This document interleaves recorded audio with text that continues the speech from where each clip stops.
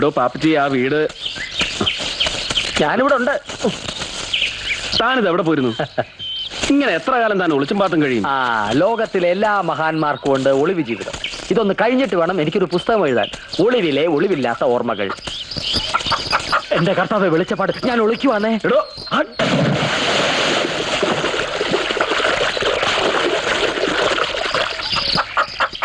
ഈ വാളും കോഴിയായിട്ട് ഇത് എങ്ങോട്ടാ? പാപ്പച്ചിയുടെ പ്രേതം തങ്കപ്പന്റെ ദേഹത്ത് കൂടിയിരിക്കുക. അങ്ങനെ അങ്ങ് കൂടാൻ പറ്റുമോ? അത് ഒഴിപ്പിക്കാൻ പോവാ. എടോ കോമരമേ,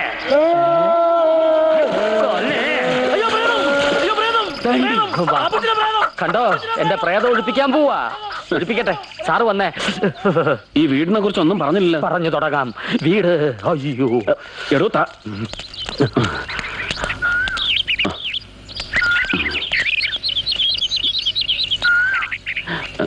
എടോ പാപ്പച്ചി, പോയോ? വന്നാട്ടെ. അമ്മേ,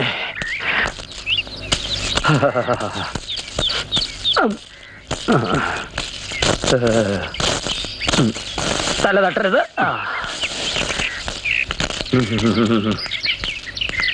ഇതാണോ വീട്? ഇത് തന്നെ. ഇവിടെ താമസമില്ലേ? ഒരു 10 മിനിറ്റ് കയറുക, പെട്ടി വെക്കുക, പോവുക. എടോ അതല്ല ചോദിച്ചത്, ഇവിടെ ആള് താമസമില്ലേ? മേളിലില്ല, താഴെയുണ്ട്. സാർ ഇങ്ങോട്ട് വന്നാട്ടെ. സാറിന് സ്ഥലം എങ്ങനെ? പിടിച്ചോ? പിടിച്ചെങ്കില് പറഞ്ഞ കാശ് അഡ്വാൻസ് കൊടുക്ക്. അല്ല, ആരെങ്കിലും വന്ന് ചോദിച്ചാല്? ആരും വന്ന് ചോദിക്കില്ല, ഞാൻ സമ്മതം മേടിച്ചിട്ടുണ്ട്. ഇനി അഥവാ ചോദിച്ചാല് പാപ്പച്ച് കൊണ്ടുവന്നാക്കിന്ന് പറഞ്ഞാ മതി. അതിന് താൻ മരിച്ചുപോയി? അയ്യോ, അല്ല, മരിക്കുന്നതിന് മുമ്പ് സാറിനെ കൊണ്ടുവന്നാക്കിന്ന് പറഞ്ഞാ മതി. വന്നാട്ടെ.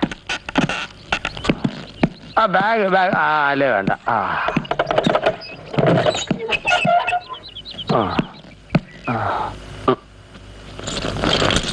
തുണി മാറ്റട്ടെ? അല്ല, ഈ തുണിയൊക്കെ മാറ്റട്ടെ എന്ന്. താഴത്തെ ആൾക്കാരുടെയാ. തൽക്കാലം ഇവിടെ ആൾതാമസം ഇല്ലാത്തതുകൊണ്ട് തുണി ഉണക്കാൻ ഉപയോഗിക്കാം ഇവിടെ. അത് അവരൊന്നും എടുത്തോളും. എന്നാ ഇറക്കട്ടെ സാർ? ശരി. അല്ല, അഡ്വാൻസ് ഈശോയെ 2000 എന്നല്ലേ പറഞ്ഞേ? അല്ല, ഇല്ലമായതുകൊണ്ട് 3000 ഇല്ലാതെ പറ്റില്ല. കണ്ടില്ലേ കട്ടിലും? 3000 ഉണ്ട്. എന്നാ പോയിട്ട് വരട്ടെ സാർ? ശരി.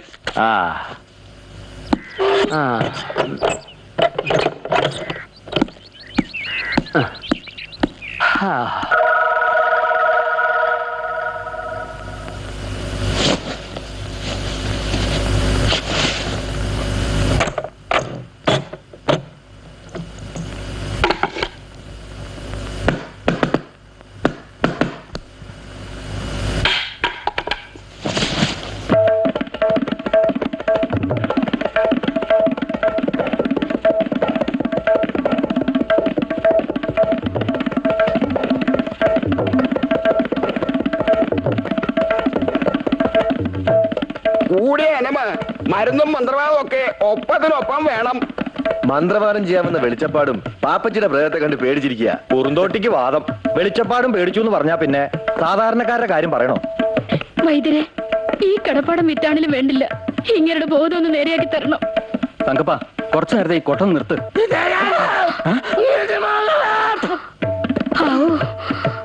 എന്തോ ഒരു ഒച്ചയെങ്കിലും ഉണ്ടാക്കിയല്ലോ എന്റെ ഈശ്വര.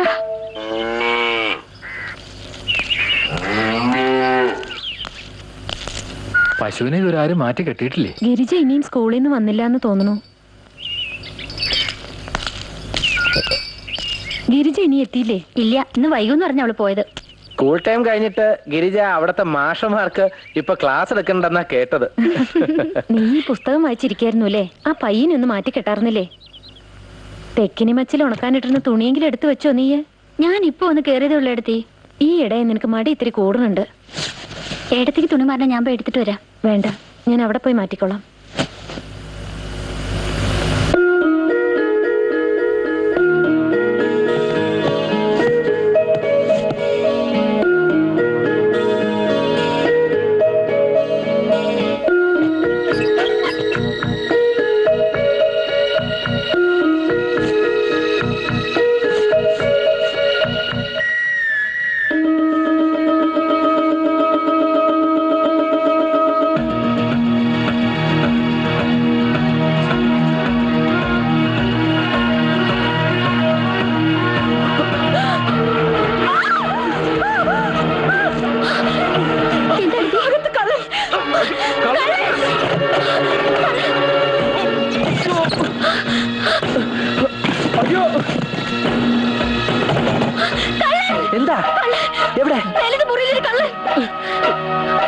അയ്യോ അങ്ങോട്ട് പോണ്ട, ഞാൻ അയാളെ മുറിയിൽ വെച്ച് പൂട്ടിയിരിക്കുക.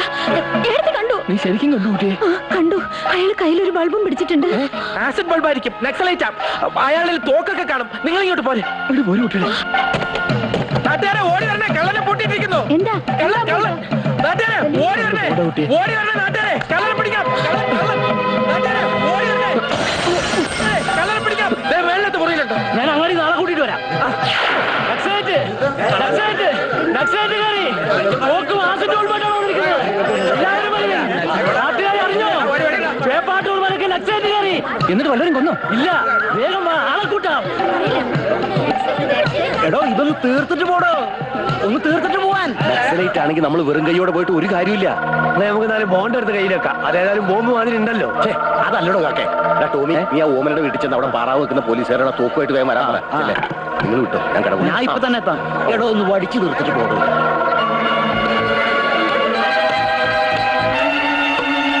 ഒന്ന് വേഗം ആവട്ടോ. ശങ്കരന് വടി കിട്ടി. എനിക്ക് വടിയൊന്നും വേണ്ട, വെട്ടുവത്തിക്ക് തന്നാ മതി. ഒന്ന് പോടോ.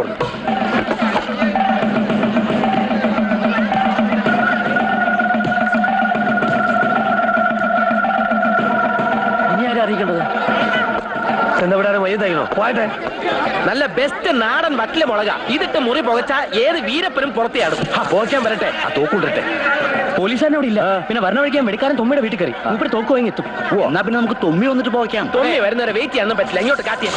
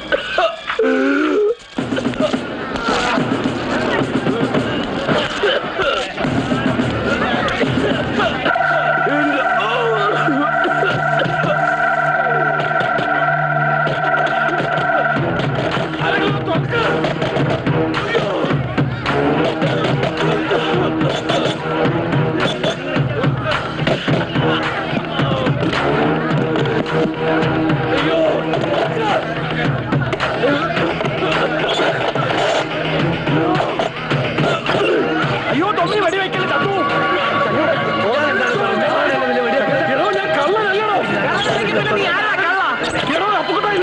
ശിവൻകുട്ടി, അയ്യോ ഇത് കള്ളനല്ല, നമ്മുടെ കൃഷി ഓഫീസറാണ്. എല്ലാരും പിരിഞ്ഞു പോണം, പിരിഞ്ഞു പോണം. ഇത് നമ്മുടെ പുതിയ കൃഷി ഓഫീസറാണെന്ന്. തൊമ്മി ആകാശത്തേക്ക് വെടിവെക്ക്. ജനക്കൂട്ടം പിരിഞ്ഞു പോട്ടെ.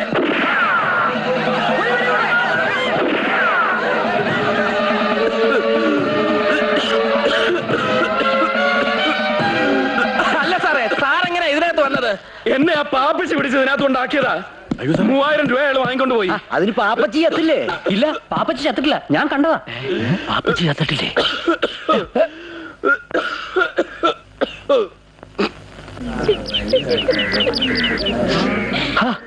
എന്നടാ ഈ ചെറിയ പെട്ടി മേടിച്ചേ?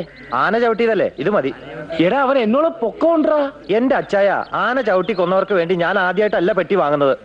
എന്തായാലും കുറുക്കനും ചെന്നായും തിന്നതിന്റെ ബാക്കി കുറച്ച് എല്ലും കഷ്ണങ്ങൾ ഉണ്ടാവും. അതിന് ഈ പെട്ടി തന്നെ ജാസ്തിയാ. എടാ ചത്തിട്ടില്ല. ആര്? നമ്മുടെ പാപ്പച്ചി ചത്തിട്ടില്ല.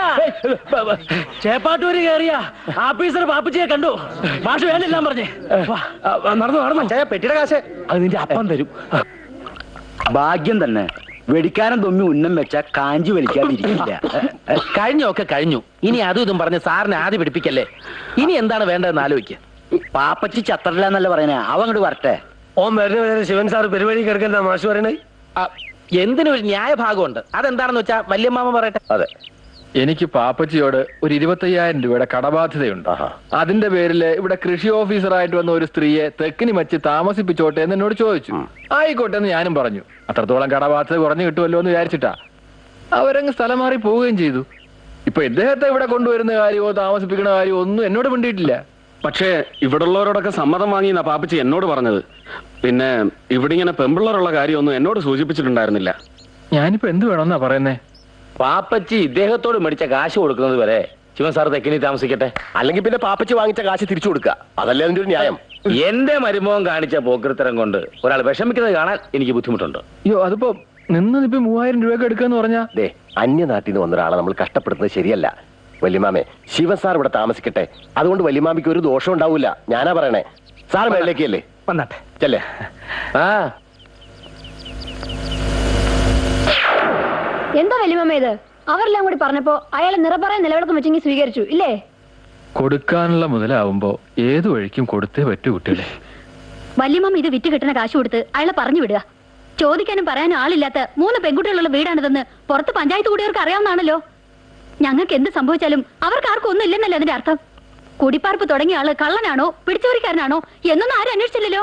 ഇറങ്ങാം, ഈ നിമിഷം ഇവിടെ നിന്ന് ഇറങ്ങിക്കോളാം. അതിന് മനസ്സിലാവുന്ന ഭാഷയെ പറഞ്ഞാൽ മതി. ഞാനും പെൺകുട്ടികളൊക്കെ ഉള്ള നാട്ടിൽ നിന്ന് തന്നെയാ വരുന്നത്. എത്ര കൂളായിട്ടാ ഒരാളെ കള്ളൻ കൊലപാതകി എന്നൊക്കെ വിളിക്കുന്നത്. തന്നെ കൊണ്ട് ഇതൊക്കെ പറയിക്കുന്ന വികാരം ഉണ്ടല്ലോ. 3 പെൺകുട്ടികൾ തനിച്ചെന്നുള്ള അന്യതാബോധം കൊണ്ടല്ല, പഴയ ആ ഫ്യൂഡൽ കൾച്ചറിന്റെ പാരമ്പര്യം കൊണ്ടാ. ജീവിക്കാൻ ഗതിയില്ലാഞ്ഞിട്ടൊന്നുമല്ല ഈ മലമൂട്ടി വന്ന് സർക്കാർ ജോലി സ്വീകരിച്ചത്. പൊയ്ക്കോളാം, പക്ഷെ അതിനെ പണ്ടം വെച്ച് കടം വീട്ടാനൊന്നും നിൽക്കണ്ട. തമ്പുരാക്കന്മാരുടെ കുടുംബത്തിൽ പറഞ്ഞില്ലെങ്കിലും ഞാനും തറവാട്ടി പറഞ്ഞവൻ തന്നെ. മാപ്പാക്കണം. ബുദ്ധി ഉറക്കാത്ത കുട്ടികൾ എന്തെങ്കിലും പറഞ്ഞതിന് ക്ഷമിക്കണം. സാറിവിടെ താമസിക്കുന്നതിൽ ഞങ്ങൾക്ക് സന്തോഷമേ ഉള്ളൂ. ഇനി പാപ്പച്ചി വന്ന് പണം തന്നാ പോലും സാർ ഇവിടെ തന്നെ പാർക്കണം.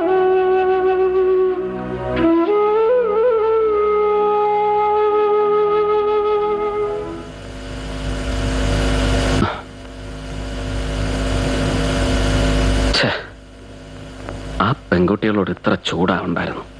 അല്ല, ചൂടായില്ലായിരുന്നെങ്കിൽ ഇവിടുത്തെ താമസക്കാരിയൊന്നും ഒരുപക്ഷെ ശരിയാവത്തില്ലായിരുന്നു. വല്ല കാട്ടാനയുടെയും ചവിട്ടും കൊണ്ട്. പേടിക്കണ്ട, ഞാനിത് അവരോടൊന്നും പറയില്ല. നാളെ പുലർകാലെ പോകുന്നതുണ്ടു ഞാൻ, നാളിക നേത്രനെ കൊണ്ടിങ്ങു പോരുവാ. ഞാനും ഭവാനും അരുന്ധതി ദേവിയും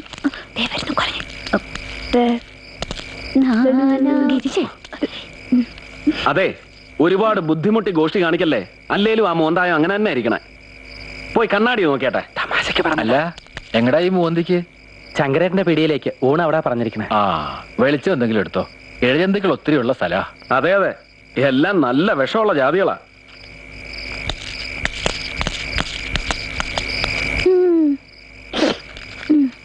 ഇനി ഭയപ്പെടാതൊന്നുമില്ല.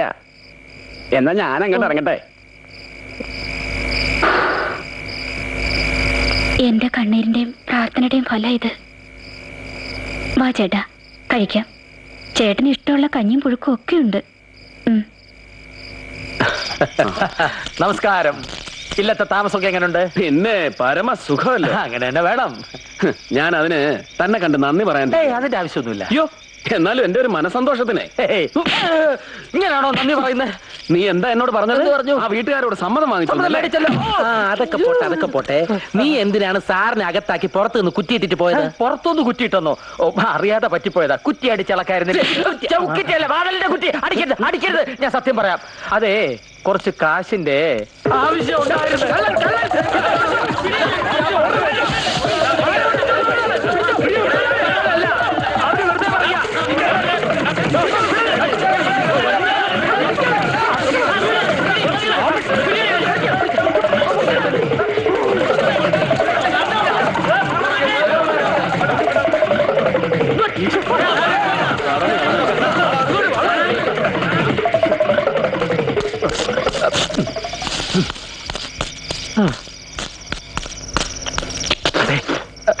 അവര്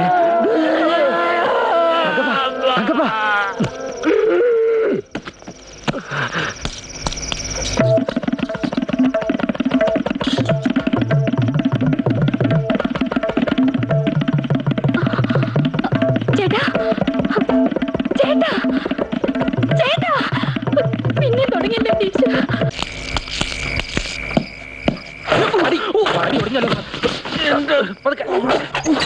അയ്യോ, മൂപ്പരെ, പിന്നെ മച്ചിമ മുറി താമസിക്കാനും ഞങ്ങളെ സമ്മതിച്ചിട്ടുള്ളൂ. ഇവിടെ തല കുത്തി വീഴാനൊന്നും പറ്റത്തില്ല കേട്ടോ. ഒരാൾക്ക് ആപത്ത് പറ്റുമ്പോഴാണോ ഗിരിജെ തമാശ പറയുന്നത്? ആപത്ത് പറ്റുന്നത് ഞങ്ങൾക്കല്ലേ. ഇന്ന് ഉച്ച തിരിഞ്ഞത് മുതൽ ഞങ്ങളുടെ കഷ്ടാലം തുടങ്ങി. ഇവിടെ കാല് കുത്തിയപ്പോ തുടങ്ങി എന്റെ ഗ്രഹപ്പഴ. എങ്കിൽ പിന്നെ ഈ ഗ്രഹപ്പഴയുടെ സ്ഥലത്ത് എന്തിനാ കെട്ടിപ്പിടിച്ച് കിടക്കണേ? പോയിക്കൂടെ? ഗിരിജെ, ആ വിളക്കൊന്ന് കാണിച്ചു കൊടുക്ക. വേണ്ട, എനിക്ക് ആരുടെയും സഹായം വേണ്ട. നിങ്ങൾ സർക്കസ് കാണിച്ചാലേ നശിച്ചു പോകുന്ന ഞങ്ങളുടെ കോണിപ്പടിയാ. ഡേ, ഇതൊന്ന് കാണിച്ചു കൊടുക്ക.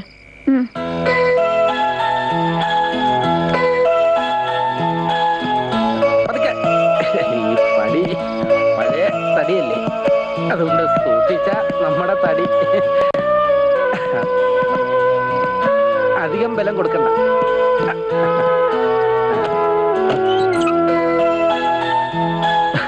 ഇതാണ് ഗിരിജയുടെ പ്രകൃതം. സംസാരത്തിന് ഒരിക്കലും ബെല്ലും ബ്രേക്കും ഉണ്ടാവില്ല. സാറ് ഇതൊന്നും കാര്യമായിട്ട് എടുക്കരുത്. ഹേയ്, എനിക്ക് ആ കുട്ടിയെ ഇഷ്ടാ. ഞാൻ പണ്ട് നാട്ടിൽ പഠിപ്പിച്ചിരുന്ന ട്യൂട്ടോറിയൽ കോളേജില് എനിക്കൊരു സ്റ്റുഡന്റ് ഉണ്ടായിരുന്നു, മായ. നല്ല മിടുക്കി കുട്ടി. ആ കുട്ടിയുടെ അതേ പ്രകൃത ഈ ഗിരിജയ്ക്കും. ഞങ്ങൾ അധ്യാപകർക്കെല്ലാം വലിയ പ്രതീക്ഷയായിരുന്നു ആ കുട്ടിയിൽ.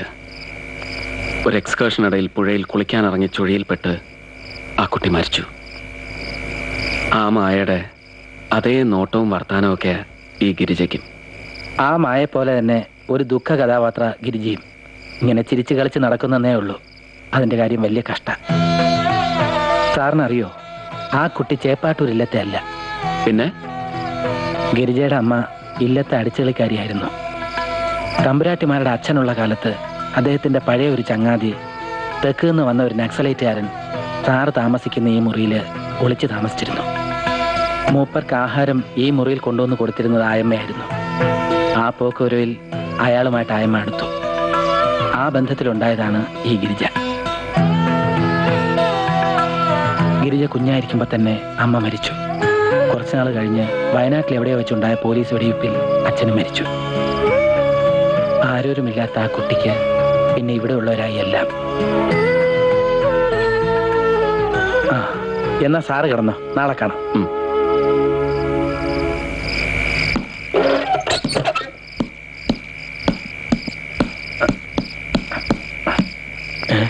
സാറേ, ആ, ഏത് പടിയാ ഒടിഞ്ഞിരിക്കണേ? അതിപ്പോ എങ്ങനെയാ പറയുന്ന അപ്പുക്കുട്ട? വീണാലല്ലേ പറയാൻ പറ്റൂ.